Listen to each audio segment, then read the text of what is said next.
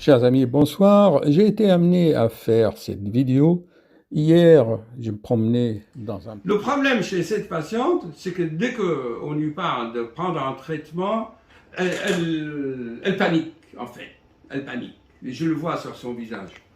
Et elle perd le discernement. Ça fait 1 heure qu'on dit sur cette vidéo. Qu'est-ce qu'on a dit? Que le lévothyrox crée des troubles digestifs qui, à leur tour, créent des extrasystoles. Et quand je lui dis, madame, il faut prendre le pantoprazole parce que ça calme l'estomac, ça protège l'estomac contre les effets de lévothyrox. Alors, je ne comprends pas comment dans sa profession qui est l'analyse des données, comment elle analyse. Je répète, le pantoprazole, l'IPP, je dois le prendre à vie. Mais puisque les lévothyrox, vous allez le prendre à vie puisqu'on vous a enlevé la moitié de la glande. Et puisque les troubles sont dus au lévothyrox. Donc, il y a un problème de logique. Non, ça n'a rien à voir avec la médecine. Les lévothyrox que vous prenez à vie donnent des gastrites. Donc, le pantoprazole qui soulage les gastrites, il faut le prendre aussi tant que vous prenez les lévothyrox. Et puisque vous prenez le lévothyrox à vie, donc le pantoprazole, il faut le prendre à vie. À moins que vous changez le lévothyrox par L-thyroxine ou que vous reconstituez votre glande thyroïde par un miracle. Il faut aller à Lourdes. C'est possible, hein? J'ai vu des gens qui ont reconstitué leur glande. C'est bon, c'est parti. Donc, nous allons faire une réponse en vidéo pour la patiente. Bon, elle a des extrasystoles. Ces extrasystoles arrivent, alors maintenant elle ne les ressentent pas, parfois ils sont en doublé, ce qu'on appelle, ils arrivent comme ça, et il y a une chance, une probabilité sur 1% ou 1% ou 2% de probabilité que ça fasse des arythmies. Et en cas d'arythmie, eh ben, le sang stagne dans le cœur, puisque en cas d'arythmie, les oreillettes ne se contractent pas. Ils font comme ça. Donc le sang stagne dedans, ça fait des crapauds, des micro-caillots, et ça va dans la tête. Ça fait des AVC, j'ai fait la vidéo hier. Mais, si on met en balance le fait de prendre des doses bébés d'aspirine 1 jour sur 2, d'un côté, et la balance d'un AVC de l'autre côté, quel est le plus pire? D'accord? Le fait de prendre un peu d'aspirine bébé ou d'avoir un AVC se trouver dans une chaise roulante. Quel est le pire des choses? Alors, elle me dit, docteur, là, j'ai vu dans son visage, elle est toute infligée, triste, parce que, docteur, le traitement, est-ce que c'est à vie? Mais elle oublie, parce que cette dame, malgré qu'elle a des hautes fonctions en analyse, comment vous êtes en analyse de quoi? Analyse de marché. Analyse de marché, vous êtes anonyme, hein? Vous êtes anonyme. Il n'y a pas de nom ni prénom. Votre nom, vous avez prononcé 2 mots, mais c'est moi qui parle le plus. Enfin, donc, grande analyste, mais je me demande comment elle analyse, parce que je lui ai dit, madame, regardez, avant de démarrer le vélo, vous en faisiez plein, et ça faisait peur, nous, quand on les voit. Et quand vous avez fait 5 minutes de vélo, que vous êtes entraîné calmement et tout ça, vous en faites plus. Alors je lui dis maintenant, qu'est-ce que vous en tirez de cela? Ah, elle demande une explication. Tous les hommes sont mortels, je suis un homme, donc je suis mortel. Donc, chers amis, les gens, par peur, ils pensent trop, ils s'angoissent, ils pensent au pire. Ils ne savent plus réfléchir, on n'a plus de discernement, et en plus, sans parler des problèmes personnels, du travail professionnel, les enfants, les petits-enfants, enfin, tout rentre, tout un contexte qui fait que l'être humain, c'est confus là-dedans. Alors, il y a beaucoup de choses à gérer, et tout cela, ça donne beaucoup de travail au cerveau et on reste là, hypnotisé, on attend que les autres nous assistent, on devient des assistés, on veut de l'aide, voilà. Alors qu'il faut se prendre vraiment en charge. Alors maintenant, revenons à la question. Docteur, est-ce que c'est pour la vie? Est-ce que c'est à vie que je dois prendre cela? Mais elle oublie. qu'on lui a quand même charcuté la gorge, on lui a enlevé la moitié de la glande thyroïde. C'est au chirurgien qu'il fallait poser les questions, docteur, vous allez m'enlever la moitié de ma glande thyroïde. Et alors, qu'est-ce que je fais le restant de ma vie? Comment je vais vivre? Avec un substitut, lévothyrox, et on connaît les scandales de Big Pharma à propos de lévothyrox, que ça fait des troubles digestifs.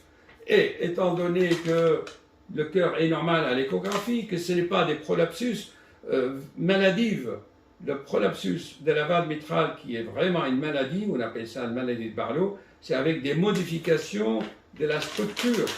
C'est-à-dire la valve devient comme du carton, cartonné.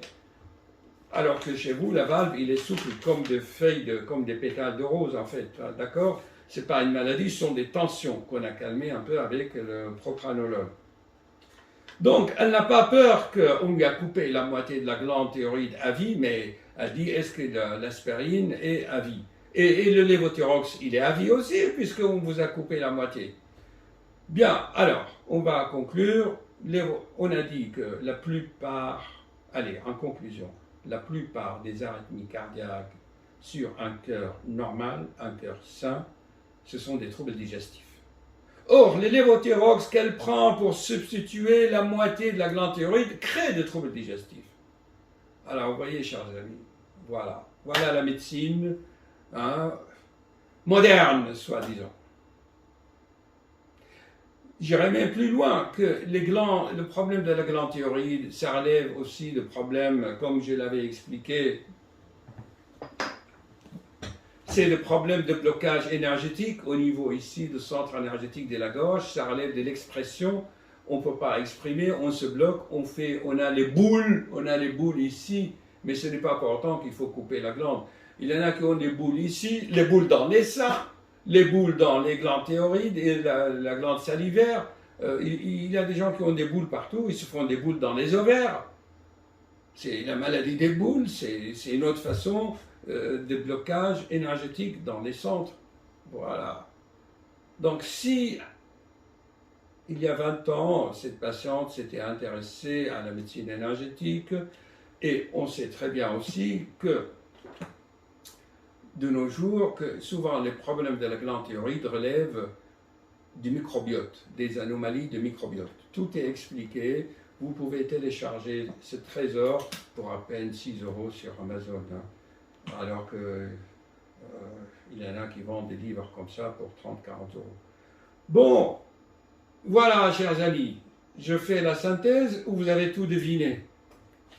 Cœur normal, extrasystole. Or, la balance, il vaut mieux prendre un peu d'aspirine pour éviter les emboles en cas d'arythmie. Or, les lévothyrox créent les arythmies cardiaques, mais on est obligé de le prendre parce qu'il y a la moitié de la glande. Vous voyez, on est rentré dans un... comment on appelle ça en français? Dans un... labyrinthe, enfin on est perdu dans la jungle parce qu'il y a un manque d'un regard global de l'être humain. Bon, alors, on va demander à la patiente soit de prendre le lévothyrox à midi au lieu de le prendre à jeun le matin pour éviter les gastrites médicamenteuses, ou trouver un bon médecin qui va lui substituer le lévothyrox par le L-thyroxine qui est plus naturel, d'accord. Elle fait de la cohérence cardiaque, c'est bien. Apparemment, elle respire par le thorax et pas par le ventre. On va voir ça tout à l'heure en faisant le test.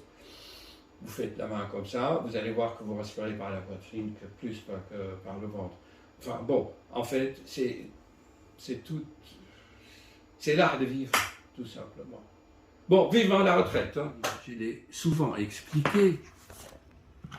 C'est important. J'en ai dit que quand on panique, quand on a peur,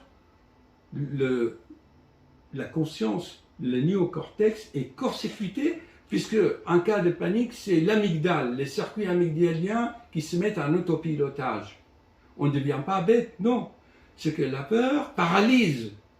La peur, soit tu es là, il y a, par exemple, j'ai vu un souris devant un chat, elle se paralyse, elle ne bouge plus.